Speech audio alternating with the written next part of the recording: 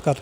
प्रभाग क्रमांक 11मधील विकास आघाडीच्या उमेदवार सौ प्रियंका आहेत या ठिकाणी आपल्यासोबत उपस्थित आहे, तर आपण त्यांच्याशी बोलूया. तर आता असं झालं की म्हणजे आधीपासूनच उषाताई, आपले अरुण साहेब, प्राजक्ता तनपुरे, हर्षूदादा, सुजाताताई या सगळ्यांचीच पहिल्यापासून सत्ता आपल्या राहुरीत आहे. त्या काळात त्यांनी भरपूर विकास केलेला आहे आपल्या राहुरीत. आपल्या राहुरीत कचऱ्याचं व्यवस्थित व्यवस्थापन केलेलं आहे.